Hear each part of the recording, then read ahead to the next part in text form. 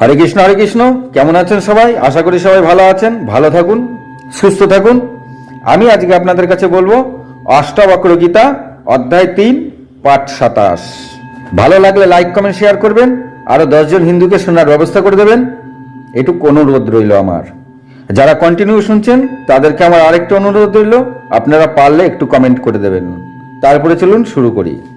অষ্টাবক্র মুনি বললেন, হে রাজন, এই স্মৃতিপজ্ঞ পুরুষের সম্বন্ধে যত বলবো ততই কথা বাড়তেই থাকবে। যিনি কোনো ইচ্ছাকেই প্রকাশ করেন না, তার সম্বন্ধে এত কথা বলাও আমার কোনো লাভ নেই। কি হবে আরো শুনে? বস্তুতত্ত্ব এর যেসব সাক্ষাৎ দৃষ্টি দৃশ্যমান থাকে, তার যে আকার থাকে, আসলে এইসব তো কিছুই নাই। হরে কৃষ্ণ। খুব মন দিয়ে শুনবেন এখানে সনাতনী ভাই বোনেরা। খুবই দুর্লভ এই গীতা। যারা নিত্য এই গীতা শ্রবণ করছেন, আমি মনে করি তারা খুবই ভাগ্যবান। যাই হোক, এই দুর্লভ গ্রন্থের লাভ এখান থেকে তুলে নিন আর নিজেকে নিজে চিনুন যে হু are you, who am I. ব্যাপারটা যে প্রশ্ন আমাদের মধ্যে সবসময় কাজ করে, সেটাকে ভালো করে জেনে নিন। সত্যিই তো যে আমরা আমাকে প্রশ্ন করি যে আমি কে, এমন প্রশ্ন যদি 100 জনের মধ্যে আসে তো 100 জনেরই থাকে। কিন্তু অষ্টাবক্র মুনি যেভাবে বলেছেন তা দুর্লভ। যেমন আমাদের সকলের প্রশ্ন আমি কে, আমার হাত, আমার পা, আমার চোখ বা আমার শরীর, তবে আমি কে? আর অথচ কত অদ্ভুত কথা মুনি বলেছেন। বস্তুত সবই মিথ্যা। আমার হাত, তবে আমি কে? এবার এই হাত বলছে আমি কে, এর উত্তর কি হবে? তার মানে আমরা চিন্তা করি আমার হাত আমার পা, অথচ তারপর আমরা প্রশ্ন করি আমি কে। এইবার সেই হাত বলছে আমি কে। তাহলে সেই হাত, এবার হাত নিজেকে নিজে প্রশ্ন করেছে হাত, যে হাত বলছে আমি কে। তো হাতে কি হতে পারে? আমাদের সাধারণত বুদ্ধির মধ্যে যা আসবে, রক্ত মাংস হাড় দিয়ে গড়া হয় হাত। তবে ওই হাতের যে হাড় বা মাংস আছে, তারা বলছে, মানে হাতের যে হাড় রয়েছে সে বলছে আমি কে। কে বলছে না হাড়, মানে হাতের মধ্যে যে হাড় আছে সে বলছে আমি কে। হরে কৃষ্ণ। ভাবুন একবার, হাতের হাড় বলছে আমি কে। যদি বলি আমাদের বুদ্ধিতে যতটুকু আসে, মজ্জা দিয়ে তৈরি এই হাড়, তবে এখন ওই হাড়ের মজ্জা বলছে আমি কে। এবার কি বলবেন? এমন ভাবে সবাই যদি বলে আমি কে, গাছ মাছ পশু পাখি এরা সবই বলছে, কীট পতঙ্গ বলছে আমি কে, এমন প্রশ্নের উত্তর খুবই দুর্লভ। শুধু আমরা মানুষরা খুঁজে বেড়াচ্ছি আমি কে, কিন্তু ঘুরিয়ে ভাবলে কি হচ্ছে? সবাই বলছে আমি কে। হরেই কৃষ্ণ। খুব মন দিয়ে শুনবেন সনাতনী ভাই বোনেরা। একটি বীজের মধ্যে যদি পুরো বটগাছের তত্ত্ব থাকে, তবে ওই বটগাছেও কিন্তু শত সহস্র বীজ পুনরায় সৃষ্টি হয়ে থাকে।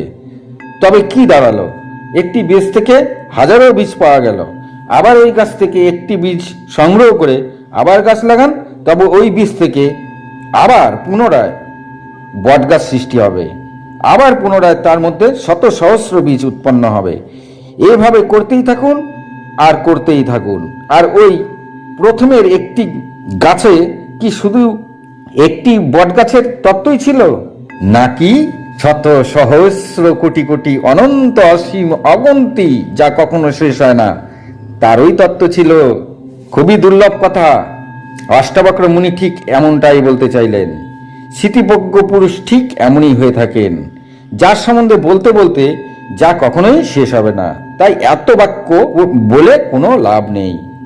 এখন প্রশ্ন হচ্ছে, ওই বটের বীজ বলছেন আমি কে, তাহলে বটের বীজও বলছেন এখন আমি কে। ঠিক এইভাবেই অষ্টাবক্র মুনি বলতে চাইলেন, এ সবাই শব্দ দ্বারা চিহ্নিত, অর্থাৎ আমরা তার নামকরণ করছি শব্দ দ্বারা, নাম বা শব্দ।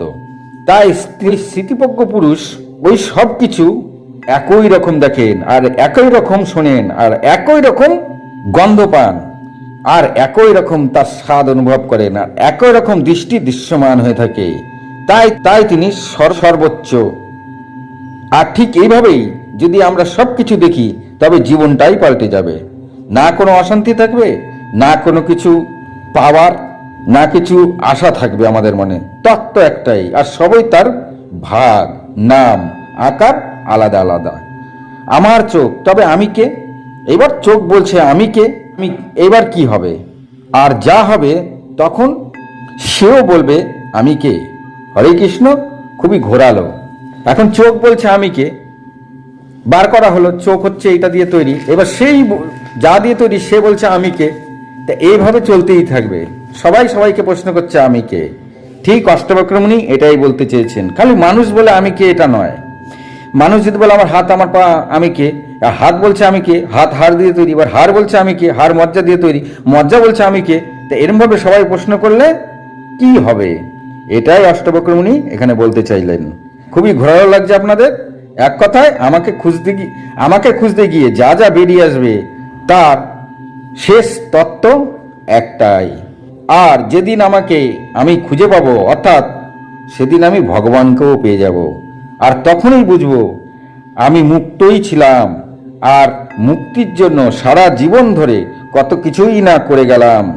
এখানে একটা কথা বলি, এই ব্যাপারটা আমি এখনো ভাঙাবো না। আমি পরবর্তী কখনো যদি কোনো সময় কথা আসে তবে আমি বলবো। যেমন খর, অক্ষর, সূত্র, শব্দ, এগুলি সম্বন্ধে আমি এখন কিছু বলছি না। যদি কখনো মনে হয় তবে অবশ্যই আমি আপনাদের জানাবো। হরে কৃষ্ণ। তারপর অষ্টবক্র মুনি বললেন, দৃশ্যত এই বিশ্বজগৎ কিছুই না, অথবা সব কিছু। স্মৃতিবজ্ঞ পুরুষ প্রজ্ঞা চিত্ত এমনভাবে স্থির থাকেন যা শীতল, আর তা এমনই শীতল যে মনে হয় তার মধ্যে অবিরাম অমৃত ভরেই যাচ্ছে। আর না সে লাভের আশা অভিলাষ করে থাকে, আর না কোনো ক্ষতির জন্য শোক করে থাকেন। স্মৃতিবজ্ঞ পুরুষ না শান্তির জন্য স্তুতি করে থাকেন, আর না তিনি কখনোই দুষ্ট ব্যক্তির নিন্দা করে থাকেন। তিনি তো সদা সর্বদা দুঃখ এবং সুখের সমান সমান থাকেন। একই রকম অনুভূতি তিনি সুখে এবং দুঃখে পেয়ে থাকেন। স্মৃতিবজ্ঞ পুরুষ তো সর্বদা নিজের মধ্যেই নিজে তৃপ্ত অনুভব করে থাকেন বা তৃপ্ত থাকেন, কিন্তু কখনো তিনি নিজের জন্য কিছুই করেন না। যদি তার নিজের প্রতি কোনো কর্তব্য থেকে থাকে তবু তিনি তার থেকে দূরেই থাকেন।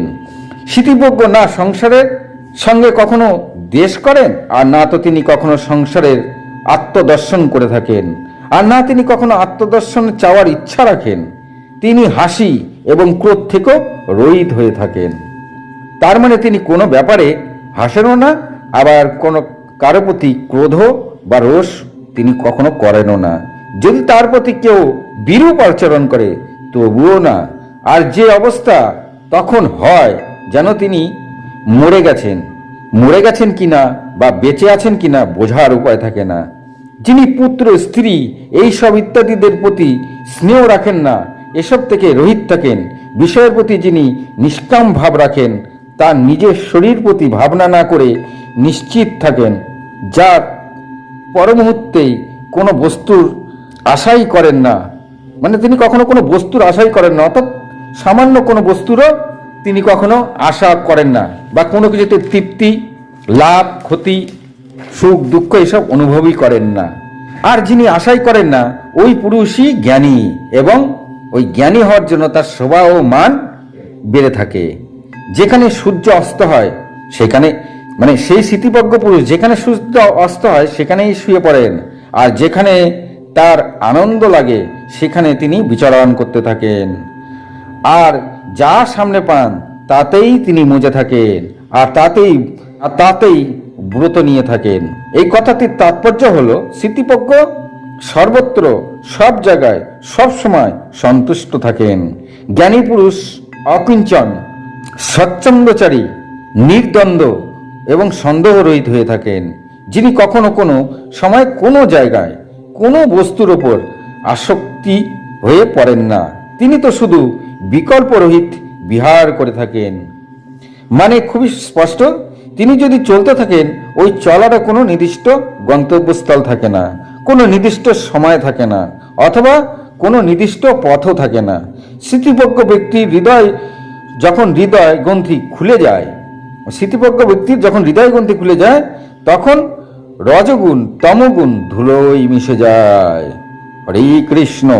স্মৃতিবজ্ঞ পুরুষের যখন হৃদয় গ্রন্থি খুলে যায় তখন তার মধ্যে যে রজগুণ তমগুণ আছে এগুলো ধুলোয় মিশে যায়। অর্থাৎ যদি রজগুণ তমগুণ ধুয়ে মুছে যায় তবে তো শতগুণ থেকেই যায়। হরে কৃষ্ণ। বোঝাতে পারলাম আপনাদের? মানে যদি রজগুণ তমগুণ ধুয়ে যায়, তাহলে কোন গুণটা থেকে যাচ্ছে? শতগুণ থেকে যাচ্ছে। হরে কৃষ্ণ। ভালো লাগলে লাইক কমেন্ট শেয়ার করবেন।